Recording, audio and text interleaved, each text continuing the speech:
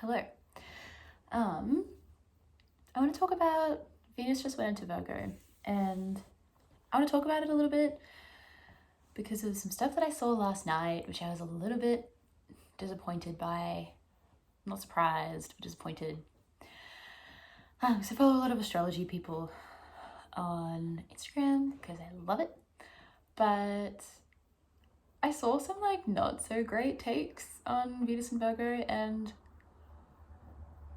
essentially just saying, pointing out how Venus goes into detriment when it's in the sign of Virgo, and that people might start picking fights in their relationships or becoming more critical of the relationships around them, and so things might get more argumentative or not feel as comfortable or not feel as whatever. And I think that's fair enough, and I understand that a lot of people on Instagram are talking about things at a base level understanding, and how the signs operate from a point of immaturity, and warning people because people are people and we don't always handle life perfectly. That's fine.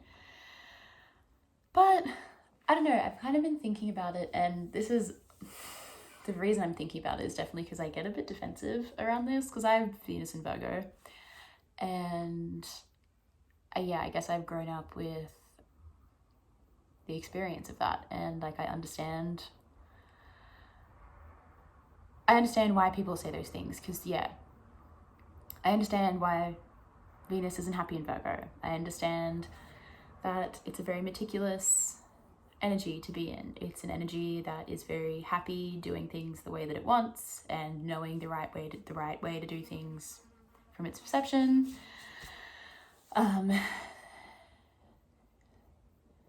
I understand why people are warning people that fights might be picked or whatever, but I want to discuss the underlying reasons, why. And there was a passage in one of there was Jungian psychologists that wrote this book. I'm trying to remember a passage. It's about feminine. No, it wasn't aspects of the feminine, it was a different one. And I don't know, something in it, I can't remember right now. But there's also a passage in Bell Hook's book, which I think can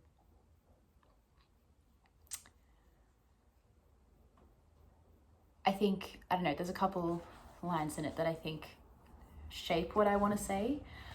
And this is in All About Love, and it's in her chapter, Values, Living by a Love Ethic. And she's discussing perfection and how it's out of reach of humanity and everything like that, and how that can be a big thing that people idolize is the perfect love. And I guess what I want to talk about is this on the axis of Virgo and Pisces, which is the axis of healing, and Venus is exalted in Pisces because it's such a soft, romantic, dreamy sign, and Venus is romance. And I understand that, but I guess what I want to discuss is also just applying it to humanity and applying it to living, which, again, I say this as a Virgo bias. I associate Virgo by nature to be a very humanitarian sign. Maybe not in the way that Aquarius is, but it's the most common sign on Earth. There's a big correlation between health and just how you should be as a person when you look at Virgo. Because if you also look at it, it's there's the humanity, it's opposing the ethereal, it's opposing everything not real. It's all earth signs are material and real and human, but I think Virgo is the one that's just it's also so many there's so many so much moral integrity when it comes to Virgo as well, and there's so much self-improvement and health, mental, physical, everything. And there is spiritual health in there as well, because it's the thing that grounds spirituality. Anyway, so this chapter has a brief thing of it's talked about whatever the notion of perfect and the fascination around it, and the fact that humans are essentially not perfect. But she says, that is until I looked for a deeper, more complex understanding of the word perfect and found a definition emphasizing the will to refine. To refine. Love is a process that has been refined, alchemically altered as it moves from state to state. Is that love as a process that has been refined, alchemically altered as it moves from state to state, is that perfect love that can cast out fear? Because there's also the known that fear is the barrier of love. It's what keeps us from trusting and falling into love completely. And as we go through love and as we learn to trust love, that's what eventually like dissipates the fear. And there's that. And then I guess also like when you like hear little clips of videos, or if you talk to people in real life and like people say like, what's the secret of love and stuff like that. And there was this divorce lawyer that spoke on Soft White Underbelly a couple months ago. There's also saying like things that old couples do, like that secret of how to live like a long thing is that like you want to be able to do the little things for your partner. You want to be able to know how you live together day to day in the mundane, how to make that person smile, how to remembering the little things about them that just to help them ease along with their day, or little things that you notice that if they're having a down day, you can pick them up again. Or if they're not even having a down day, if you just remember something, because I feel like sometimes it is like the small mundane things that people go about their life thinking that they're going to be the only person to notice this about themselves. Like that they're going to be the only person to understand how they like particular things in their life, how they like to make their bed, or how like they things to how they like to be cleaned, or the specific kind of things they like to use, or whatever kind of menial detailed things that everybody has to their own unique taste. I think it's something that we all get very used to accepting, that we're the only person that's going to know that about themselves. But a particular thing about Virgo love is that that's a very Virgoan thing, to like notice like very finer details. It's like that is like one of the biggest love languages of Virgo, is like understanding the nitpicky finer details of why people exist and move through life in the particular way. And you notice that and you go, that's something that you do for yourself that's so helpful, that you've been able to narrow down, that is specifically for you. I'm going to notice that, and I'm going to be able to like give that to you as well. And I feel like that's like sometimes the thing that those older couples talk about, or the thing that that guy and the divorce lawyer is talking about, is those things that are so mundane but mean so much when somebody takes the time to notice them about you. And something else that like people talk about is like being able to let those equally as tiny things go. Like if there's these tiny things that you are bothered by with your partner, or these like little, like again, like meticulous, or just like these tiny little aspects of things that just are like sometimes worth just like letting go and not like build up continual fights about. Fair enough if you have a pattern that's ongoing in your relationship, but if there's these tiny quirks that just aren't perfect, sometimes the secret and the key is just to let them go and accept that that's a part of somebody's humanity and a part of like who they are and how they are. And as I've kind of just been moving through life, like as much as these aren't romance, as much as these aren't love in that idealistic, dreamy sense, like when we're talking about the foundational things that build long-lasting human connection, it is like Virgo in its highest expression. It's Virgo with the medicine of Pisces. It's also Pisces with that medicine of Virgo. It's that being able to, so I guess like again, I'm talking about the things that are on health and healing and like overall well-being, spiritual and physical.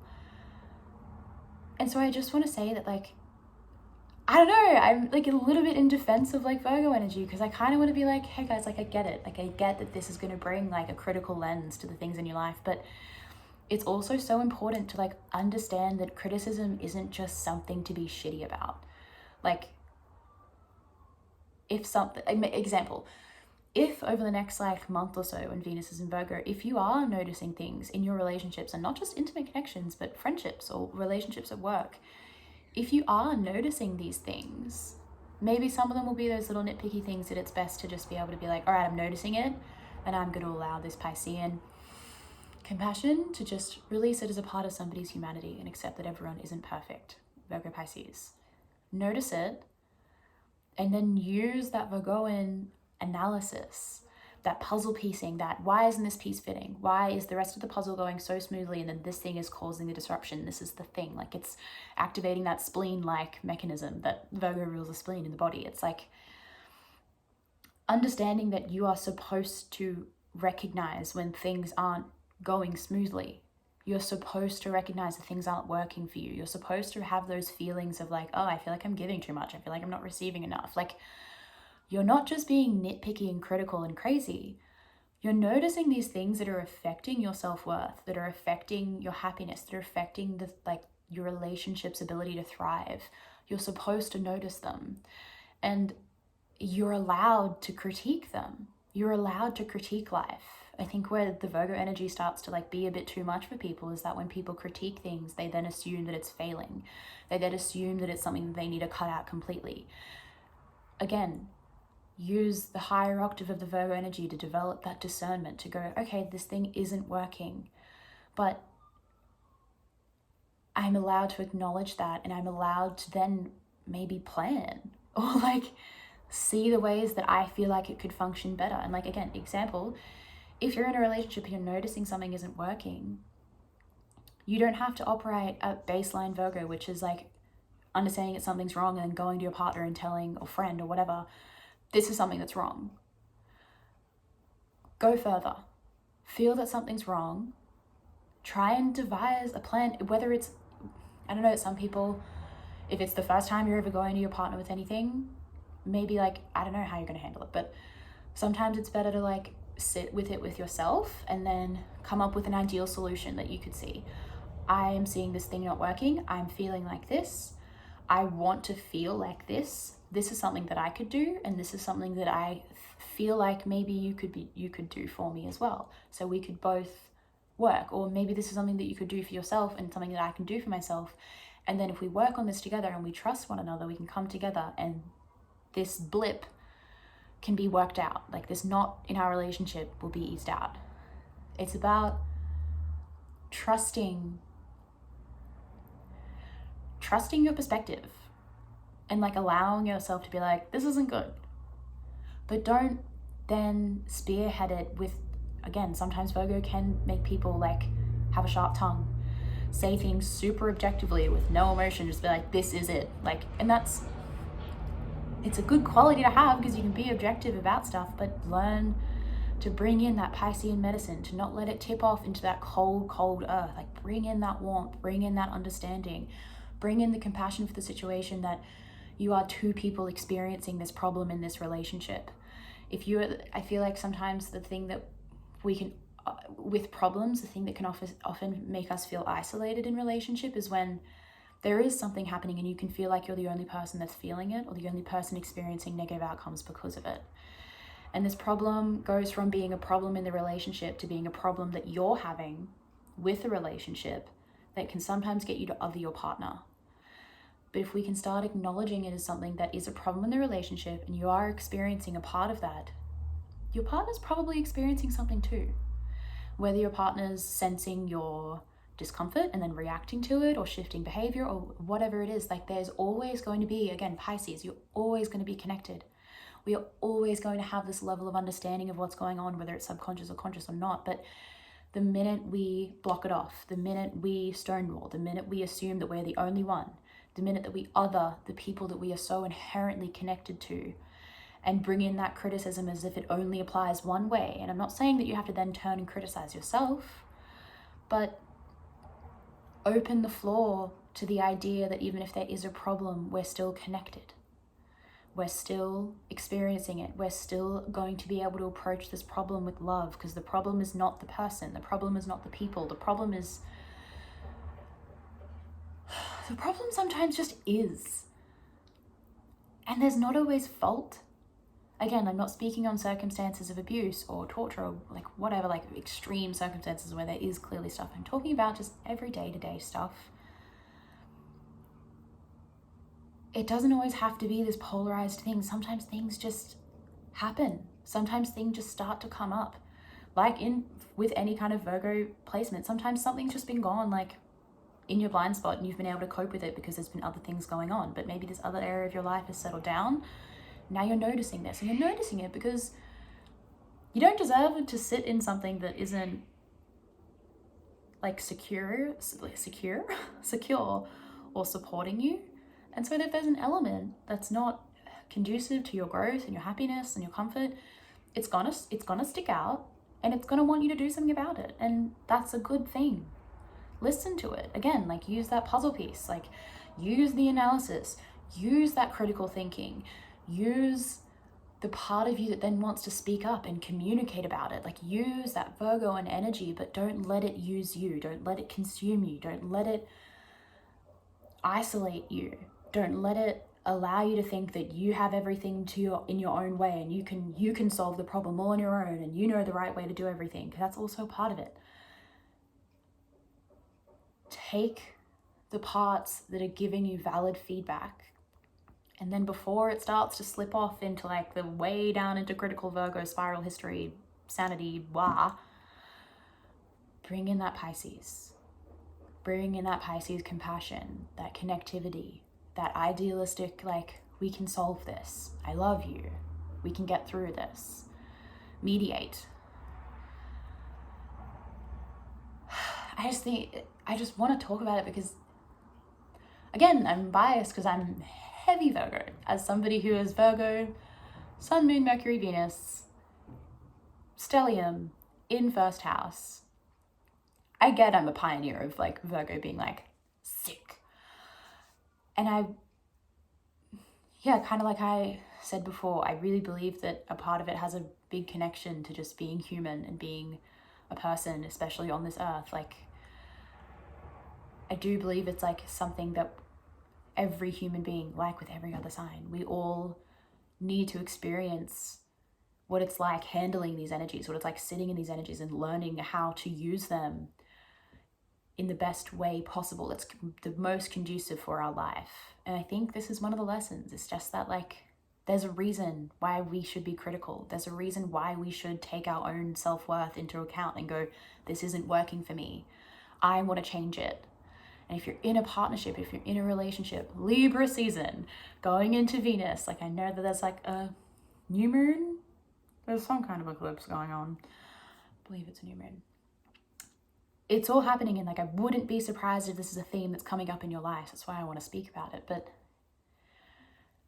just trust the energy and trust yourself a little bit, and understand that it's not something to be afraid of, and understand that it doesn't mean that something bad's happening. If you're noticing that something's wrong or unbalanced, it doesn't mean bad.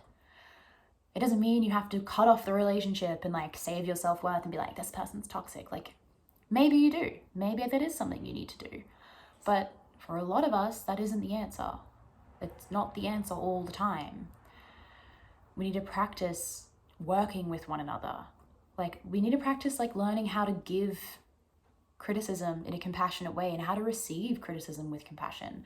How to receive criticism from a place of, this person is saying this to me because they value me, because they value themselves, and because they value this relationship.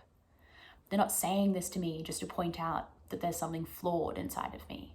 Because that's how it's sometimes when I get really triggered when I'm trying to help a relationship, is when that person takes it that way. I'm like, don't you see that I'm doing this because I want to be with you, because I want this to work out? Like, that's why I'm coming to you. And I haven't always had the best delivery, but I'm learning and I'm working on it, because that's the place that it comes from. And that's the place that I know it comes from, which is when I've had people come up.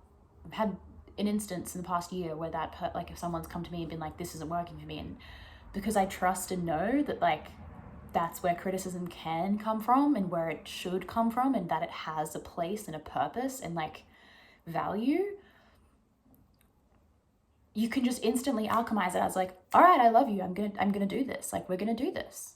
Like, it's such a powerful thing when people release the fear around criticism and what it means and why people do it and why it's coming up. It doesn't mean everything has to end. It doesn't mean everything's flawed and wrong and awful. It just means there's something that needs changing. And when you're in a relationship of this reciprocal trust and desire to move forward and improve, that is an overwhelming, like, it's a very potent thing for alchemy, for growth. And if you find yourself in a relationship where that isn't reciprocated and you're not understood, that's a really clear sign of, okay, this person and I can't do this together. We're not able to work through this. It can bring you a humongous amount of clarity of, all right, this is incompatibility. This isn't going to work long term. I'm either going to have to settle and let go of the part of myself that wants more for myself. Like, I'm either going to have to not listen and not, like, you're either going to have to lose some of your integrity of your own self-worth or acknowledge that this relationship is not compatible to you. And that's a glaring choice to have to make. That's a very, like, ooh. That's when Pisces does want to come in and be like, no, we can just forget about it and we can just, like, accept that we're at differences and, like, move on and, like, I'm sure it'll be fine if I just settle into it. It's like, no. Well, fine. If you want to be there, that's fine. But I don't know. I don't want to tell people how to live their lives, but I just want to be a little bit in defense of Virgo energy because I understand it's difficult. Trust me, I understand. But I also, as a person with so much of it in my chart, I used to think it was a really boring thing.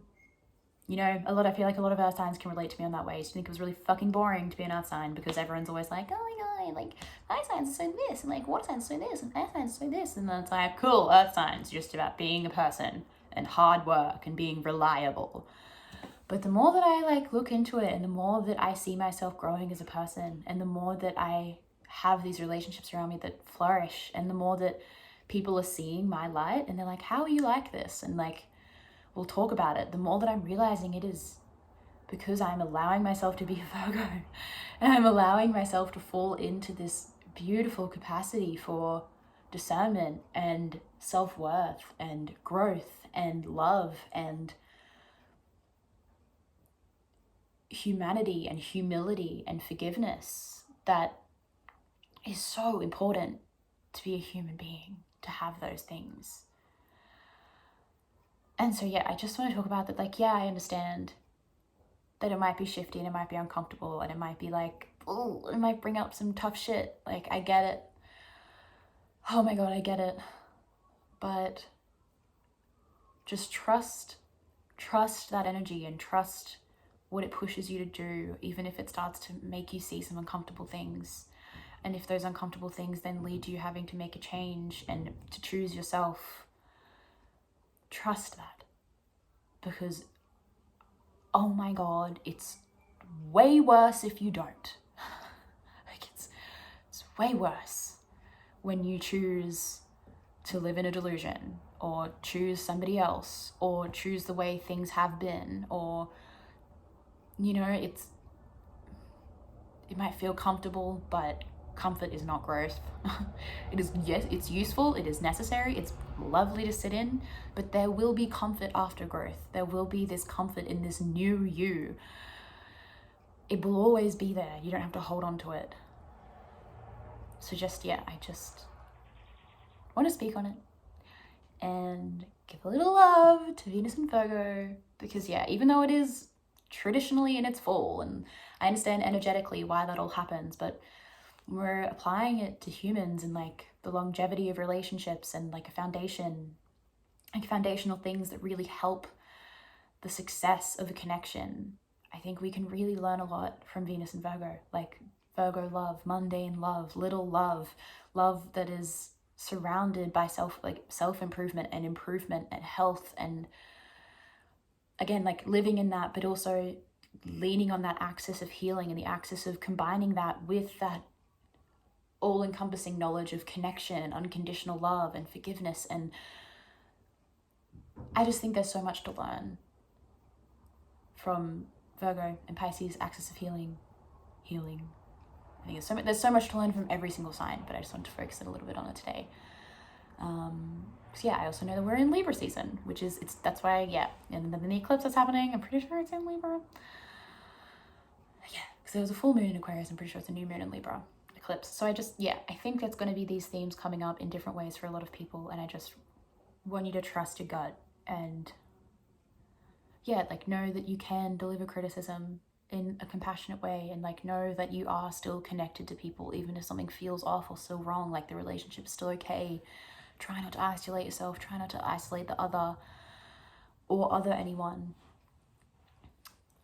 And I don't know, maybe if you need to, like, again, be discerning. Like, sometimes relationships aren't supposed to be forever. Sometimes there's a reason, a season, and a lifetime.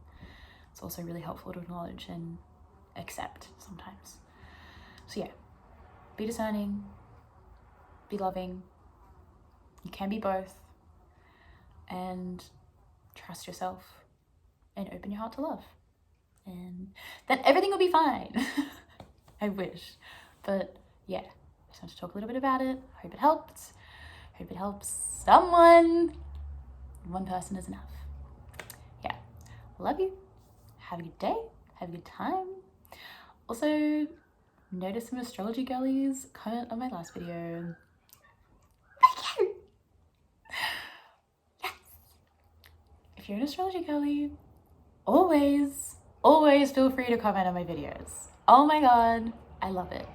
I'm still not great at communicating online, but just know that I always appreciate it. I appreciate any kind of interaction, but yeah, astrology is a special interest of mine, so I'm like, it's a way to my heart. Anyway, bye. Have a great day. Good luck with the eclipse. It'll be okay. Just roll with it and hold yourself. And others if you have the space, but mostly yourself.